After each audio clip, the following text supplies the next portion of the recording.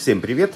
Сегодня у нас на обзоре CD-проигрыватель Technics SLPS 770A. Это у нас верхняя линеечка у Technics, которая выпускалась с 94 по 97 год. Следующая моделька, которая шла после 770A, была 770D. Она уже выпускалась с 97 года, и там у нее отличие было только лишь по питанию. Здесь 17 Вт потребляет этот Technics, то дишка уже потребляла, насколько мне помнится, 15 Вт. А по функционалу они полностью одинаковые, по частотным характеристикам и так далее. Это два одинаковых аппарата. Так, теперь давайте немного сухой статистики. Начнем с частотных характеристик. 2-20 тысяч килогерц. И, как говорится, приплыли. Я почему-то всегда думал, что как-то там 22 тысячи может быть, будет 24. Нет. 2-20 тысяч. Значит, выходное напряжение 2 вольта. Так, динамический диапазон. Здесь уже интереснее. 100 дБ и соотношение сигнал-шум 115 дБ. Гармонические искажения 0,0018%. Суммарные гармонические искажения 0,0023%. В принципе, довольно-таки неплохо. Цапик тут стоит Mesh, однобитный, то есть, в принципе, для тех времен ничего сверхъестественного. Комплектовался вот таким вот большим, довольно-таки, пультом дистанционного управления. Полностью все функции дублируются с пульта. И некоторые даже есть те, которые нет на самой деке. Вот там, к примеру, система AB. Это мы потом за нее поговорим. Наши органы управления, кнопочки слева направо. У нас, в принципе, здесь функциональные кнопки. Здесь у нас такие более сервисные кнопки. И давайте тогда мы уже начали так его образовать. Слева направо по функционалу аккуратненько мы разберемся. Слева направо кнопка включения, выход на наушники, громкость наушников, 6 функциональных кнопок, из которых в принципе 5 такие бестолковые. Вот давайте вот мы сейчас на вот этих вот кнопочках как раз и остановимся более подробно. Самая полезная здесь функция кнопочка Peak Search.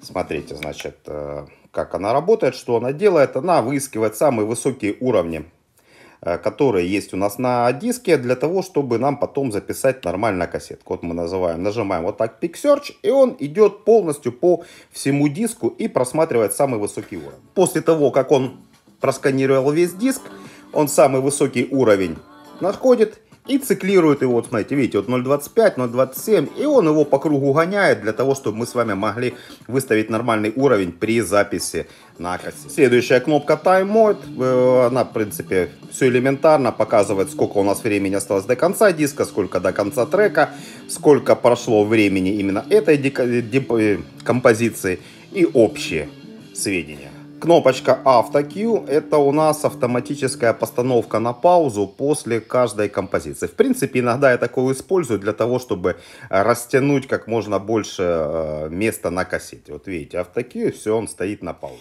Кнопочка Tape Range. Значит, это у нас автоматический выбор композиций под определенную длину кассеты. То есть мы можем выбрать 46 минут кассетку, 60 минут кассетку, 90 минут кассетку. Или же выбрать вручную длину кассеты, но длина пленки заканчивается 99 минутами. То есть 120 минутку мы уже не сделаем. То есть как это работает? Тут, к примеру, мы выбираем 46-минутную кассетку, и он нам показывает, какие у нас композиции запишутся на сторону А, на сторону Б. При этом показывает, что на стороне А останется 1 минута 55 секунд, а на второй стороне 1 минута 07 секунд. То есть вот так вот, в принципе, иногда интересная функция. Дальше функция Time Fade, значит, что она делает? Это автозатухание, к примеру, через 5 секунд после воспроизведения. То есть, как мы с вами уровнем крутим, в принципе, наверное, как-то интересно. Для чего-то. Иногда, может, кто-то когда-то применяет. Так, к экранчику мы вернемся чуть позже. Давайте идем на правую сторону. Кнопочка выброса лотка. Ниже вот здесь они уже как более высокая, как говорится, версия, серия. Они разделили кнопки поиск по композиции, переключение композиции. И отдельно они поставили кнопочку перемотки. Ну, в принципе, да, наверное, лучше, потому что все-таки, когда на одной кнопке и одно, и другое, ну, неудобно. А с другой стороны, можно было, как раньше это было, зажал и пошла перемотка. Значит, кнопки у нас 1, 2, 3, 4, 0, 10. Это у нас как для выбора композиций. Также мы можем здесь же задавать длину пленки на кнопке Tape Play, что я говорил предыдущий. Также эти кнопки у нас нужны для программирования. Теперь, значит, что касается программирования. Программирование у нас в двух случаях. Я его использую и для воспроизведения, и, в принципе, для записи на кассету. Нажимаем программ, выбираем композиции, какие мы хотим, чтобы у нас воспроизводились. Нажимаем кнопку воспроизведения, и он пошел воспроизводить. Кнопка Clear, это у нас все это дело стирает. То есть мы вот набрали там 8.7. Кнопочка Clear, мы все это дело редактируем. Следующая кнопочка Recall. Значит, что она делает? Это опять-таки для программирования. Мы смотрим, в какой последовательности у нас идут песни. К примеру, там третья песня, нам нужно ее удалить. Мы только удаляем третью по воспроизведению. Вот, третья, там раз, все, мы ее удалили. Значит, следующая кнопка Random. То есть воспроизведение у нас в хаотическом порядке. Вот видите, вот следующая. 8, 13. И кнопка Repeat, это повтор всего диска. То есть мы до конца доиграли, он пошел с первой композиции. В принципе, хорошая вещь, иногда поставил один диск, зациклил, он играет. Экран. Экран довольно-таки информативный, мне очень нравится, большой, большие цифры, то есть все мы видим. Единственное, конечно, хотелось бы, если бы такой был бы большой экран, как в предыдущих сериях, чтобы индикатор уровня там бегал, но не сделали. Единственное, что для меня осталось загадкой, смотрите, вот мы нажимаем на кнопку воспроизведения, у нас подсвечивается красиво зелененьким светодиодом play. Нажимаем на паузу, вот так вот красиво у нас светится пауза. Однако, если вот сейчас я подсвечу фонариком, смотрите, вот видите, то у нас эти же функции, вот они, должны были дублироваться и на экранчике. Но они почему-то не дублируются. Я не знаю почему. Может быть, у меня что-то какая-то поломка с ним. Скажите, у кого есть такой, они у вас включаются на воспроизведение или на паузе, или нет? Или это, в принципе, взаимозаменяемая деталь? Теперь, что, значит, касается нашего пульта, опять-таки вернемся обратно. Значит, есть две функции, которые у нас не дублируются на самой деке, хотел сказать, на проигрывателе. Значит, громкость у нас выходного сигнала линейного мы можем делать только лишь с пульта. В принципе, довольно-таки удобная функция. И также у нас есть функция, вот, смотрите, A-B Repeat. Это мы можем взять сами композицию вот отсюда, то есть одну композицию, вот с A, к примеру, до B. И вот он будет нам сам автоматически вот это дело зацикливать. Для чего это сделано, честно вам скажу, я не знаю. Ну, вот для меня это загадка, то есть для чего. Ну, может быть, как я в 90-е годах, когда хотел переписать текст какой-то песни, когда было плохо слышно, я мог поставить вот отсюда, вот до сюда, и он постоянно циклировал, и я сидел под карандашик, все это дело записывал. По основным функциям мы прошлись. Теперь давайте, что до внешнего вида. Честно вам скажу, мне он нравится. Он выполнен довольно-таки богато, он довольно-таки высокий. То есть, чтобы понимать, вот кассета, он высокий. Вот если мы вот так поставим, то есть он, в принципе, в высоту даже чуть-чуть выше, чем стандартная кассета. Богато он смотрится.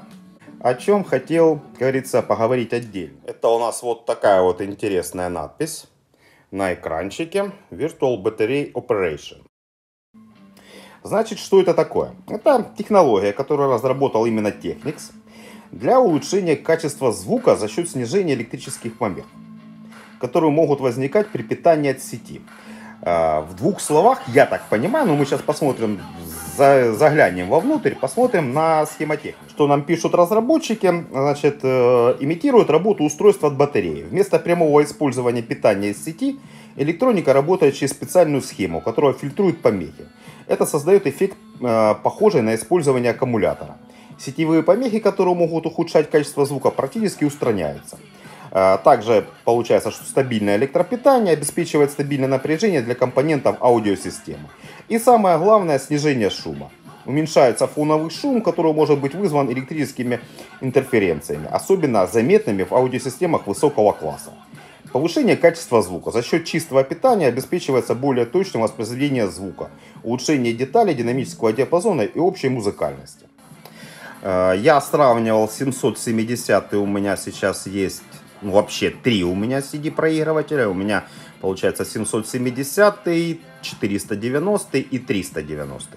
Я сравнивал с 490 в лоб. Я скажу так, что действительно 770 играет чище. Чище, интереснее, красивее. При всем при этом, что у них одинаковые приводы. То есть транспорты у нас одинаковые, но получается, что все за счет электроники. Ну что, теперь давайте заглянем вовнутрь. У нас великий большой внутренний мир этого аппарата. Как это все выглядит, как я говорил, транспорт у нас Philips. Вот такая у нас, в принципе, как для техникса, великоватая плата аудио. Что здесь за конденсаторы, которые они поставили, ну, по питанию, что-то мне кажется, что это вот эта вот группа. В принципе, больше я такого особого ничего не нахожу. Очень много я смотрю перемычек, очень много я смотрю есть деталей, которые не стоят. Также он с этой стороны еще для какой-то платы оставили место, но может быть для 8 серии. Вот так это все дело выглядит. Я, кстати, еще забыл упомянуть, у него есть выход цифра, выход только лишь оптика. Ну и теперь давайте подводить итоги за этот аппарат. Нужен он или не нужен? Мое мнение, что нужен. Аппарат довольно-таки интересный, хороший звук, приятный звук. Особенно он мне понравился, он довольно-таки мягко воспроизводит басы. Очень так качественно, ну, как говорится, достойный аппарат за эти деньги. Опять-таки насчет денег. Почему стоит его брать? По одной простой причине, потому что у них ломается в основном это вот этот ненадежный привод 12.2 от Philips. Ну, опять-таки, как ненадежный. Аппарат 95-го года выпуска. Ну да, вот они начинают уже сейчас чуть-чуть умирать потихоньку. Так вот, если вы его найдете за вменяемые деньги, за очень вменяемые, а мое мнение, что его не рабочий, то есть с поломанным приводом, ну, можно брать, ну, долларов за 40, за 50. То есть вы берете, грубо говоря, за 40 долларов нерабочий, с нерабочим приводом. Берете еще там долларов за 10, за 15, там 380-ю модельку какую-то. Главное, чтобы привод был рабочий. Привод меняется элементарно. Там 4 шурупчика. Поменяли и все. Все выходы, все одинаково. Вы поменяли и получаете себе класс А, кстати. Digital конвертер. И получаете себе класс А CD проигрыватель.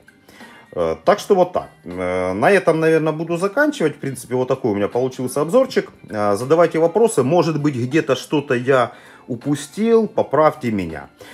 Все, на этом прощаюсь. Всем мира, добра. Подписывайтесь на канал. Обязательно ставьте колокольчик, чтобы все вы мои видео могли видеть. Нет войны. Пока-пока.